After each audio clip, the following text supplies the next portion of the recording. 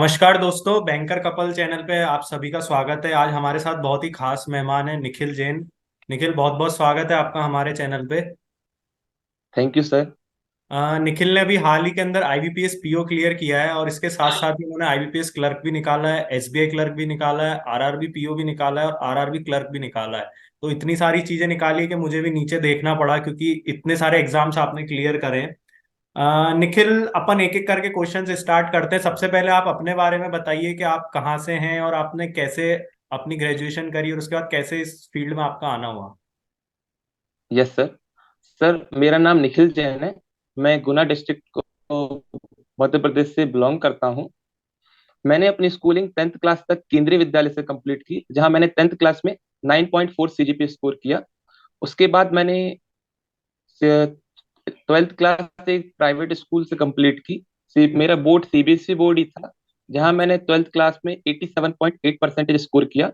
उसके बाद मैंने अपने लोकल नेटिव टाउन में जहाँ कॉलेज है, गांधी वोकेशनल कॉलेज, वहां से अपनी ग्रेजुएशन बीएससी मैथमेटिक्स से कंप्लीट की, हम्म हम्म जहाँ मैंने स्कोर किया 77.77 हम्म परसेंटेज।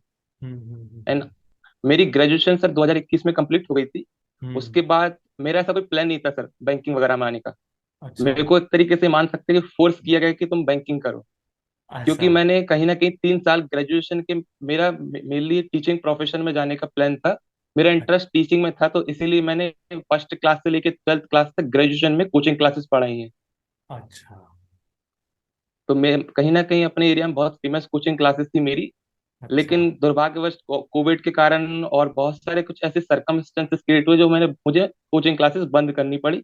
और हाँ। कहीं ना कहीं मुझे ऐसा लगा कि टीचिंग में कहीं ना कहीं अब ऐसा फ्यूचर दिख नहीं रहा था मुझे। इवन मैंने एमएससी में एडमिशन तक ले लिया था, 2 दिन कॉलेज गया। फिर मुझे अच्छा। लगा कि नहीं, कुछ कहीं ना कहीं फाइनेंशियल स्टेबिलिटी भी चाहिए थी, क्योंकि कहीं ना हम्म कहीं प्रेशर रहता है कि हम्म सोसाइटी का भी, फैमिली का भी, कहीं ना कहीं हम्म कुछ करना है। तो हम्म फिर मैंने वो एमएससी वगैरह से अपना कहीं कहीं नाम वगैरह हटवाया, और फिर हम्म मैंने नवंबर 2021 से अपनी प्रिपरेशन स्टार्ट की। हम्म। कहीं ना कहीं मुझे प्रिपरेशन में मेरे भाई एक्चुअली एसबीआई क्लर्क में काम करते हैं, और अच्छा। उन्होंने बैंकिंग एग्जाम्स दे रखे हैं, तो मुझे कहीं ना कहीं उनसे हेल्प मिली। हम्म। Yes sir. तो आपने बताया कि आपने 2021 में प्रिपरेशन स्टार्ट करी थी। तो यस आप सर। बता सकते हैं कि आपने कोचिंग ली थी या सेल्फ स्टडी करी थी, ऑनलाइन पढ़ा था? मतलब आप कुछ सोर्सेज बता सकते हैं कि बेस आपने अपना कैसे मजबूत किया था? सर मैंने जैसे आपको बताया कि मैंने कोचिंग क्लासेस पढ़ाई और सीबीएसई स्टूडेंट्स को पढ़ाई, तो कहीं ना कहीं मैथ में तो कहीं ना कहीं पॉइंट वगैरह मुझे इतनी डिफिकल्टी नहीं हुई। हम्म। डिफिकल्टी थोड़ी बहुत रीजनिंग में थी, लेकिन मुझे, हम्म।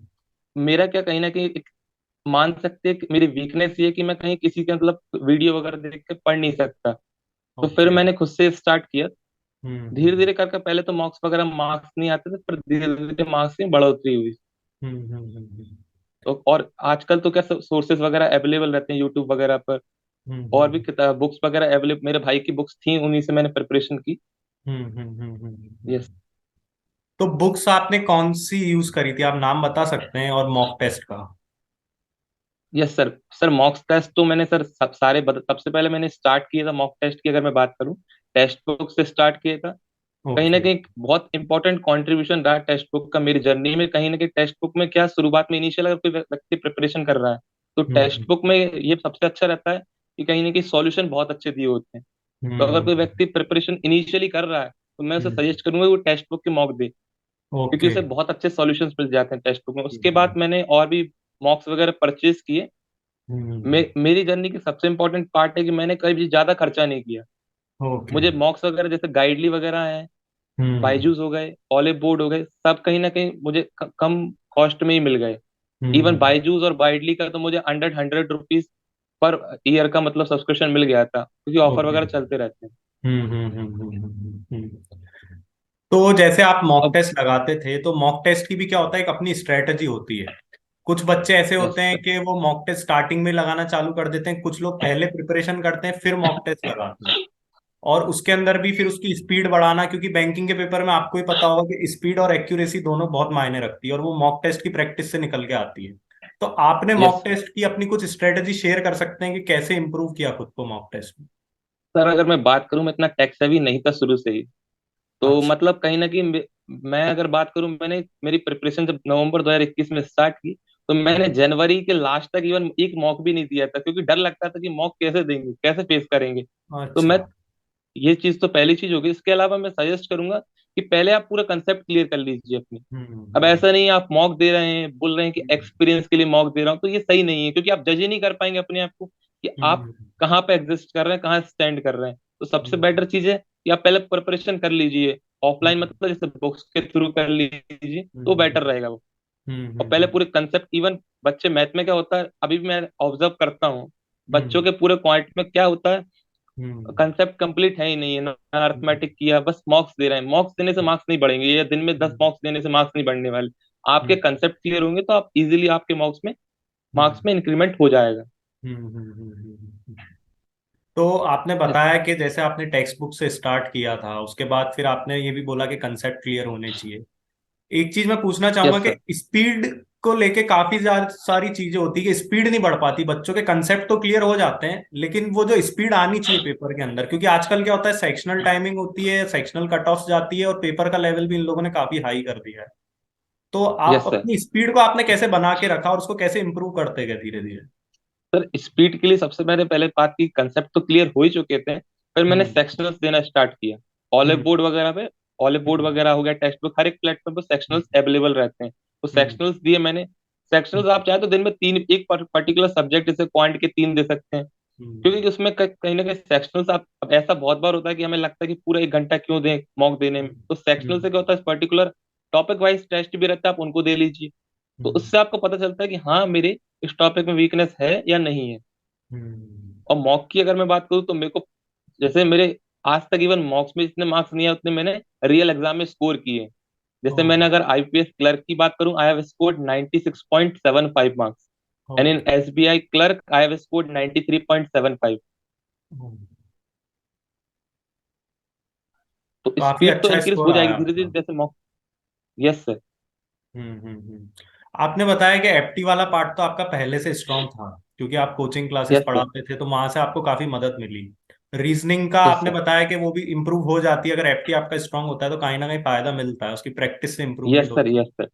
इंग्लिश वाले पार्ट को लेके आप क्या बोलना चाहेंगे कि इंग्लिश आपने कैसे सुधारी खुद की, या पहले से सर स्ट्रांग थी आपकी वो भी, या कुछ आपको जरूरत पड़ी उसमें इम्प्रूवमेंट करने सर इंग्लिश में मैंने सर द हिंदू को, मतलब एक तरीके से मान लीजिए, मेरे को क्या न्यूज़पेपर रीड करने में पहले से इंटरेस्ट था, हिंदी न्यूज़पेपर पहले से रीड करता था, की? लेकिन हाँ बैंकिंग के लिए इंग्लिश इंपॉर्टेंट है। तो हाँ मेरे को, हाँ। मैंने क्या किया, the Hindu review, the sorry the hmm Hindu start किया रीड करना।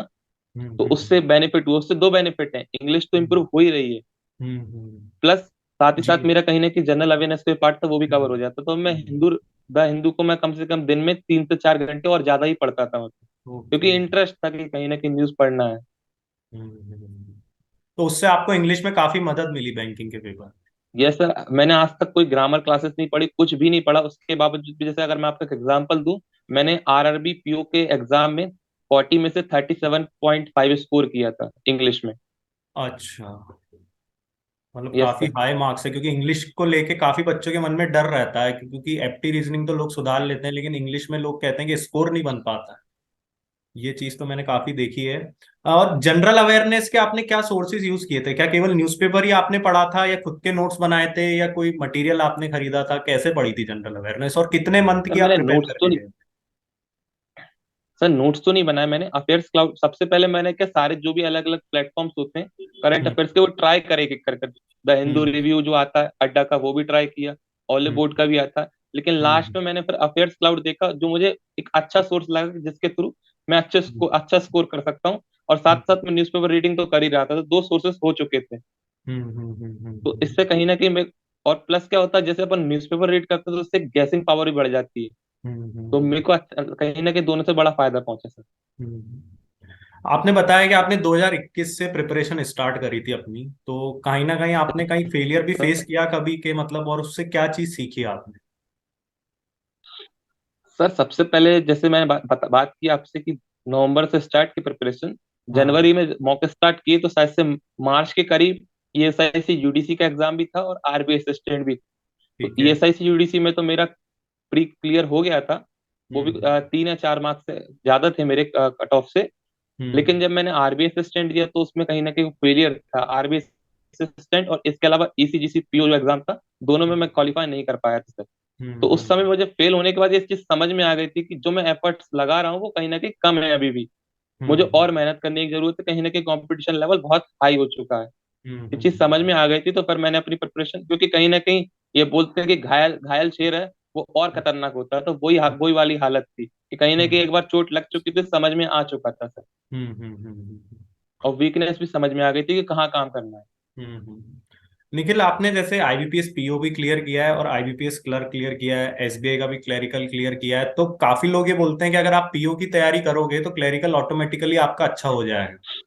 ऐसा काफी लोग बोलते हैं। तो आपने कैसे करी थी? क्या क्लरिकल का अलग मॉक टेस्ट खरीद के उसका आपने तैयारी करी थी, या केवल आईबीपीएस पीओ की तैयारी करी थी और उसके साथ में सब कुछ निकलता गया था? सर ये तो कहने की बात है, पैटर्न तो सब कुछ एक ही है, कहीं ना कहीं आपको हम्म मेहनत तो बैंकिंग का ही पढ़ना है। और आपको हम्म कहीं ना कहीं ऐसा नहीं कि पीओ के एग्जाम में स्पीड नहीं चाहिए, उधर भी स्पीड की जरूरत है। स्पीड की तो जरूरत है। कहीं ना कहीं आप नॉर्मल आप जो पढ़ रहे हैं बैठ के वो पढ़ते रहिए, आप किसी भी, बस आपको ये कि जो भी एग्जाम ओरिएंटेड मॉक देने की जरूरत है तो मॉक दीजिए, लेकिन प्रिपरेशन करनी ही पड़ेगी, पहले कंसेप्ट बिल्डिंग करनी ही पड़ेगी। उसके बाद हम्म मॉक दीजिए जिस एग्जाम को आपको देना, आगे फेस करना है। हम्म हम्म हम्म हम्म हम्म बस ये कि क्लरिकल में थोड़ी ज्यादा स्पीड की जरूरत होती है। एक चीज बताइए, जैसे आपने आरआरबी पीओ का भी इंटरव्यू दिया होगा और आईबीपीएस पीओ का भी इंटरव्यू दिया होगा, तो उन दोनों यस का सर। मुझसे थोड़ा सा आप इंटरव्यू एक्सपीरियंस शेयर कर सकते हैं, जिससे लोगों को काफी मदद मिलेगी? किस तरीके के वहाँ क्वेश्चंस पूछे जाते हैं? Yes sir. सर अगर मैं बात करूं तो मेरा आरआरबी पीओ का इंटरव्यू में तो इतने अच्छे मार्क्स नहीं थे। मेरे अच्छा। मार्क्स 68 थे, लेकिन अभी जो आईबीपीएस पीओ का रिजल्ट आया उसमें मेरे इंटरव्यू में मार्क्स 90 थे। ओके। हम्म तो कहीं ना कहीं इंटरव्यू, दो इंटरव्यू फेस करने के बाद एक चीज समझ में आई कि कहीं ना कहीं जो इंटरव्यूअर है वो हम्म आपसे एक्सपेक्ट करता है कि आप बोल्डनेस, कहीं ना कहीं वो आपको चेक करना चाहता है, बोल्डनेस चेक कर रहा है, नॉलेज तो क्या, जैसे इंटरव्यू है तो पढ़ने, हम्म इंटरव्यू के लिए preparation, banking awareness, general awareness सब लोग प्रिपेयर करके जाते हैं, लेकिन सबके मार्क्स बराबर नहीं रहते। कारण क्या रहता है, आप अपने आप को वहां कैसे प्रेजेंट कर पा रहे हैं, सबसे हम्म इंपॉर्टेंट चीज ये रहती है। हम्म नॉर्मल जैसे जैसे मेरा तो बैकग्राउंड जैसे बीएससी था, तो नॉर्मल बैंकिंग से अगर मैं इंटरव्यू के एक्सपीरियंस की बात करूं, क्या क्वेश्चंस पूछे, हम्म तो थोड़ा बहुत कहीं ना कहीं बैंकिंग अवेयरनेस वगैरह पूछी। और इसके अलावा नॉर्मल जो करंट सिनेरियो रहता है, जैसे मेरे से हम्म रशिया यूक्रेन वॉर के बारे में पूछा। हम्म और दोनों इंटरव्यूज में आरआरबी पीओ में भी और कहीं ना कहीं आईबीपीएस पीओ दोनों इंटरव्यूज में मेरे से रशिया यूक्रेन के वॉर के बारे में पूछा गया था सर। और नॉर्मल जैसे मैंने अपनी हॉबीज वगैरह बताई थी, क्रिकेट वगैरह, उससे रिलेटेड क्वेश्चंस वगैरह पूछे गए थे सर। आपने बताया रशिया यूक्रेन वार के बारे में पूछा था, तो दा हिंदू आप पढ़ते थे, तो उसका तो आपको काफी मदद इंटरव्यू के अंदर भी मिली होगी। यस सर, पक्की बात है। और सर इसके अलावा क्या रहता है, इंटरव्यूअर बहुत कहीं ना कहीं हम लोग हेल्पिंग नेचर नेचर के रहते हैं। जैसे बहुत हम्म बार जैसे इंटरव्यू, दोनों इंटरव्यू में ऐसा हुआ, जो हम्म इंटरव्यूअर थे दोनों ने, जैसे अगर मैं कहीं अटक गया या आंसरेबल नहीं हूँ, तो वो लोग हम्म ही खुद आगे से बता रहे हैं उस चीज को। हम्म मतलब कहीं ना कहीं इंटरव्यू में आपको ये नहीं दिखलाना है कि आप डर रहे हो, आप, आपको ये दिखलाना है कि आप फियरलेस हो। अगर आपको बैंक ब्रांच में बैठा दिया जाए तो आप हम्म इजीली कस्टमर को टैकल कर सकते हो। टैकल कर सकते हैं। आपने फियर दिखाओगे तो फिर ये कहीं ना कहीं आपका कहीं ना कहीं इंटरव्यू मार्क्स अच्छे नहीं आएंगे, पक्की बात है। नहीं हम्म भी आता तो आपको मना करने का भी इतना अच्छा तरीका होना चाहिए कि हाँ इंटरव्यू लगे कि ये मना ही बहुत अच्छे से कर रहा है। एक चीज आप बताइए, मैं दो बड़े बेसिक से क्वेश्चन पूछूंगा, और वो इसलिए पूछ रहा हूँ क्योंकि मुझे तो ये चीज पता है और काफी सारे लोगों को पता रहता है जो लोग तैयारी करते हैं। लेकिन कई बार जो यस नए सर। एस्पायरेंट्स होते हैं वो हमसे यूट्यूब पे और टेलीग्राम पे ये क्वेश्चंस बड़ा बेसिक सा पूछते हैं। दो चीज इंटरव्यू की, कि पहली चीज तो आईबीपीएस पीओ के आरआरबी पीओ के इंटरव्यू में ड्रेस क्या रहती है? क्या उसके अंदर आपको मतलब कोट टाई वगैरह पहन के जाना पड़ता है, या केवल जो नॉर्मल फॉर्मल होते हैं उसमें भी हो जाता है? दूसरी चीज, इंटरव्यू हिंदी में भी दे सकते हैं या मिक्स लैंग्वेज में देते हैं, इंग्लिश में देते हैं? ये दो चीज का सवाल जो है वो काफी लोगों का रहता है, तो आप अपने बारे में बताइए। यस सर, अगर सर मैं ड्रेस कोड की बात करूं तो मेरे को उस समय ये भ्रम था मुझे भी। मुझे बहुत सारे लोगों ने सजेस्ट किया कि अच्छे से मतलब proper dress up in the sense कि कोट वगैरह खरीद लीजिए। मैंने दोनों इंटरव्यूज में कोट वगैरह वेयर नहीं किया था, तो दोनों हम्म में कहीं ना कहीं अच्छे मार्क्स ही स्कोर किए। तो ये तो एक मिसकंसेप्शन है कि आप बहुत वेल ड्रेस्ड होके जाएंगे, हम्म, कोट वगैरह पहनेंगे और टाई वगैरह पहनेंगे। मैंने दोनों इंटरव्यू में कोट टाई नहीं पहनी, तब जाके अच्छा। आप मार्क्स स्कोर कर पाएंगे। तो ये तो एक पहला मिसकंसेप्शन है। मतलब हम्म वेल ड्रेस्ड रहना है, लेकिन ऐसा नहीं कि कोट वगैरह पहनना ही है, टाई पहनना ही है, मैंडेटरी, ऐसा तो है नहीं है। और हम्म दूसरी बात आपने जैसे बोला कि इंटरव्यू का हिंदी और इंग्लिश लैंग्वेज का, तो हम्म मैंने आरआरबी पीओ का इंटरव्यू तो जरूर पूरा इंग्लिश में ही हुआ था मेरा, क्योंकि आरआरबी उन्होंने पीओ का? क्वेश्चन सामने, आरआरबी पीओ का। ओके। उन्होंने क्वेश्चंस का इंग्लिश में स्टार्ट किया, तो मैंने भी सोचा कि कहीं ना कहीं इंग्लिश में इंटरव्यू दिया जाए। ठीक है। लेकिन अगर मैं बात करूं आईबीपीएस इंटरव्यू की, सबसे पहले हम्म स्टार्टिंग तो मेरी इंग्लिश से ही हुई थी, लेकिन मैं उन्होंने कुछ ऐसे टफ क्वेश्चंस पूछ दिए जिन्हें इंग्लिश में मैं आंसर नहीं कर पा रहा था, तो फिर मैंने हिंदी में पूछकर उनसे स्टार्ट कर दिया था कि मैं इंग्लिश में बोल सकता हूँ क्या, हम्म। सॉरी हिंदी में बोल सकता हूँ हिंदी क्या, में बोल मैंने सकते स्टार्ट हैं। कर दिया था हिंदी में। Yes sir. हम्म। तो मतलब आपके कहने का मतलब ये है कि हम जिस लैंग्वेज में कंफर्टेबल हो तो वो चलेगा इंटरव्यू के अंदर। ऐसा नहीं है कि अगर आपको इंग्लिश में कंफर्टेबल नहीं हो रहा है और आप इंग्लिश बोले ही जा रहे हो बोले ही जा रहे हो, तो कई बार वो नेगेटिव चीज बन जाती है उसकी। सर ऐसा रहता है, लेकिन अगर थोड़ा बहुत तो इंग्लिश कहीं ना कहीं आपको दिखलाना पड़ेगी कि आप कम्युनिकेशन में अच्छे हो इंग्लिश पे, कहीं ना कहीं, हम्म क्योंकि आईबीपीएस पीओ में ऑल ओवर इंडिया पोस्टिंग होती है, तो वो एक्सेप्ट आपसे एक्सपेक्ट करते हैं कि कहीं ना कहीं आप इंग्लिश में थोड़ा बहुत कम्युनिकेट कर पाए। हम्म। आप मुझे थोड़ा बताइए कि आपकी फैमिली का और फ्रेंड्स का कितना सपोर्ट रहा इतनी लंबी जर्नी में। जब आपने बताया कि 2021 में आपने तैयारी स्टार्ट कर दी थी, तो फैमिली का और फ्रेंड्स का कितना सपोर्ट रहा उसके अंदर?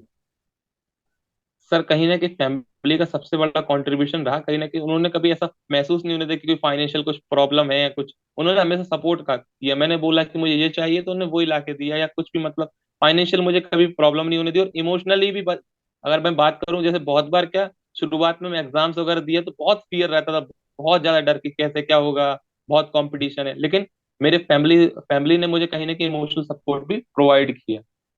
और अगर हम्म। मैं बात करूं फ्रेंड्स की, तो कहीं ना कहीं फ्रेंड्स का भी एक इम्पोर्टेंट कंट्रीब्यूशन रहा, कहीं ना कहीं जैसे बहुत सारे सोर्सेज वगैरह पता करना। अब जैसे आप सारे टीचर से तो पढ़ नहीं सकते एजुकेटर, तो आपको सजेस्ट करना है कि एजुकेटर बेटर है, या कुछ और चीजें सजेस्ट करना, जैसे कहीं भी कुछ कॉम्बैट एग्जाम हो रहे हैं, कुछ एग्जाम स्कॉलरशिप टेस्ट वगैरह हो रहे हैं, तो सजेस्ट करना, बहुत सारी चीजें कहीं ना कहीं फ्रेंड्स का इंपॉर्टेंट कंट्रीब्यूशन था। ये आपने एक अच्छी चीज बताई, क्योंकि मैं भी कई बार ये सोचता हूँ कि पहले के टाइम पे, आज से 4-5 साल पहले, इतने सारे सोर्सेज नहीं थे अपने पास पढ़ने के लिए। तो यस एक सर। फिक्स रहता था कि सिटी में ये कोचिंग इंस्टीट्यूट है, वहां से जाके अपने को तैयारी करनी है। तो उसके कुछ फायदे भी थे, यस सर। नुकसान भी थे। फायदा ये था कि कंफ्यूजन नहीं होता था। अब आजकल ऑनलाइन भी इतने सारे एजुकेटर हैं सिटीज के अंदर भी, हर सिटी के अंदर, चाहे छोटी सिटी लें चाहे बड़ी सिटी लें, काफी नए नए रोज कोचिंग इंस्टीट्यूट खुलते हैं। तो आपके दिमाग में कभी ऐसा आया कि यार मैं इससे तैयारी कर रहा हूँ तो हो सकता है मैं उससे तैयारी करूँ, किसी फ्रेंड ने बोला उससे तैयारी करूँ, तो आपने खुद को कैसे क्लियर रखा इस चीज के अंदर? सर कहीं ना कहीं जैसे मैंने आपको बताया कि मेरे भाई पहले प्रिपरेशन कर चुके हैं, तो मैंने अच्छा, उनके आपको उनकी फेलियर से मदद लेके मिली। हम्म हर कुछ हर चीज ऑब्जर्व करी कि कहाँ फेलियर था, क्योंकि इतना जिस समय वो पेपर एग्जाम दे रहे थे उस समय मैं शायद से 12th क्लास करी, मतलब इतनी मैच्योरिटी थी समझने लायक। तो मेरे को हम्म पता था कि उनने कहाँ फेलियर वगैरह फील, कहाँ फेलियर झेला है और कहाँ क्या किया है, तो और प्लस उनकी हम्म हेल्प भी मिल जाती थी। जैसे कभी हम्म कंफ्यूजन रहता था तो उनके थ्रू और फ्रेंड्स के थ्रू मेरा कंफ्यूजन दूर हो जाता था। हम्म। एक फाइनल सवाल मैं निखिल आपसे पूछना चाहूंगा जाते जाते। आपकी जर्नी इतनी शानदार रही है, आपने इतने सारे 4-5 यस सर। एग्जाम्स क्लियर करें, और मेरी शुभकामना है कि आप आगे भी क्लियर करें। कोई फाइनल एडवाइस जो बच्चे अभी बैंकिंग एस्पायरेंट है, जिनका अभी वाले आईबीपीएस पीओ क्लर्क में नहीं हो पाया है, और दूसरा जो अभी तैयारी स्टार्ट कर रहे हैं, उन दो लोगों के लिए आप यस क्या सर। एडवाइस देना चाहेंगे? सर जैसे अगर बात करें, अभी एग्जाम नहीं निकला, तो जो हम्म भी अगर कैंडिडेट्स हैं उन्हें कहीं ना कहीं एक ओवर एनालिसिस करना पड़ेगा अपना, कि कहाँ कमी रह गई कि मैं मेरा सिलेक्शन नहीं हो पाया। उन्हें हम्म पूरा ओवरव्यू करना पड़ेगा कि हाँ भाई इस जैसे पर्टिकुलर पक्की बात है कि कहीं ना कहीं पर्टिकुलर सब्जेक्ट में कमी रह गई होगी, जैसे क्वांट में कमी रह गई, तो उस पर काम करना पड़ेगा, फिर से काम करना पड़ेगा। और अगर मैं बात करूं नए कैंडिडेट्स के लिए, अगर मैं बात करूं, मेरा सजेशन है, जैसे हम्म अब पक्की बात है कि अगस्त जुलाई अगस्त के बाद कहीं ना कहीं नोटिफिकेशन आरबी का आ जाएगा, तो कहीं कि अभी से प्रिपरेशन कर देनी चाहिए।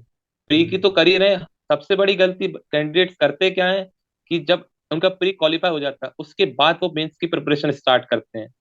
तो हम्म इससे अच्छा है कि आप प्री की प्रिपरेशन तो कर ही रहे हैं, स्पीड इंक्रीज करते रहिए, मॉक्स देते रहिए, लेकिन आप एक टाइम टेबल फिक्स कर लीजिए कि हाँ इस दिन मुझे मेंस का भी पढ़ना है, क्योंकि कहीं ना कहीं मेंस का, अगर मेंस के एग्जाम की बात करें तो पूरा पैटर्न चेंज हो चुका है, और कहीं ना कहीं हर हर साल कुछ ना कुछ नया इंट्रोड्यूस हो रहा है, तो उसके लिए आपको पहले से प्रिपेयर रहना पड़ेगी। तो आप सोचें कि अगर लास्ट में मैं प्रिपरेशन करूं मेंस की और फिर मेरा क्वालिफाई हो जाता, पॉसिबल नहीं है। और करंट अफेयर की बात करूं तो रेगुलरली आपको डेली करंट अफेयर पढ़ना है, नहीं तो लास्ट में इतना पाइल अप हो जाएगा आपका करंट अफेयर पढ़ने के लिए कि आप कंप्लीट नहीं कर पाएंगे। ये मेरा हम्म सजेशन है। एक सवाल थोड़ा सा रह गया था बीच में। आईबीपीएस पीओ का आप प्री और मेंस का स्कोर बता सकते हैं? आपको याद है कुछ कि कितना आया था आपका? Yes sir. सर हम्म मैंने आईबीपीएस पीओ के प्री में 75.2 कुछ स्कोर किया था। हम्म। कट ऑफ 49.5 गया था। और अगर मैं आईबीपीएस पीओ के मेंस की बात करूँ तो उसमें मेरे कट ऑफ गया था 71.75 मेरे मार्क्स थे 90 मार्क्स। वाह। तो मतलब अगर उसे कन्वर्ट करेंगे तो वो 32 80 मार्क्स में से 32 बनेंगे। और हम्म। अगर मैं इंटरव्यू की बात करूं, क्योंकि मेरे ओवरऑल मार्क्स थे 50 मार्क्स, तो मतलब 32 प्लस 18, तो हम्म। 50 हो गया। मतलब मेरे 18 को अगर कन्वर्ट करेंगे तो वो 100 में से 90 होंगे, मतलब मेरे इंटरव्यू मार्क्स थे 90 100 में से। हम्म। आपके इतने सारे एग्जाम्स क्लियर हो गए तो आप बताएंगे कि आप कौन सा ज्वाइन करेंगे? आपने अभी तक कुछ मन बनाया, कंफ्यूजन हुआ है उसको लेकर? सर कंफ्यूजन तो फर्स्ट, तो अभी प्रेफरेंस आईपीएस पीओ ज्वाइन करने की। मेरा आरआरबी पीओ का डॉक्यूमेंट वेरिफिकेशन भी हो चुका है, मतलब ज्वाइनिंग भी आने वाली है, लेकिन वो ज्वाइन नहीं करूंगा मैं। हम्म। मेरा selection union bank of India में हुआ है आईपीएस पीओ में। तो प्रेफरेंस हम्म। पहला मतलब प्रेफरेंस तो वही है कि उसे ज्वाइन करना है। लेकिन हम्म। इसके अलावा मेरा मतलब मेनली तो बैंकिंग सेक्टर तो ठीक है, मेरा एसएससी वगैरह का भी रिजल्ट पेंडिंग है सर। अच्छा, आपका एसएससी सीजीएल का मेंस का रिजल्ट पेंडिंग है अभी? Yes sir. ओके, तो हमारी शुभकामनाएं हैं आपको। और आगे अभी जैसे आरबीआई असिस्टेंट वगैरह आने वाला है, तो क्या वो तैयारी वहां भी आप कंटिन्यू रखोगे बैंकिंग? यस सर, अभी तो प्लान यही कि अभी एग्जाम्स देना है सर। ओके ओके, तो हमारी शुभकामनाएं निखिल आपके साथ कि आप आगे बढ़ो। आप जिस पद पे अभी पहुंचोगे उससे जीवन में और तरक्की करो, आपके और एग्जाम्स क्लियर हो और ऊंचे ओहदे पे आप पहुंचें। आप हमारे चैनल पे आए इसके लिए आपका बहुत बहुत धन्यवाद, और best of luck for the future. Thank you sir. Thank you very much Nikhil. Thank you sir.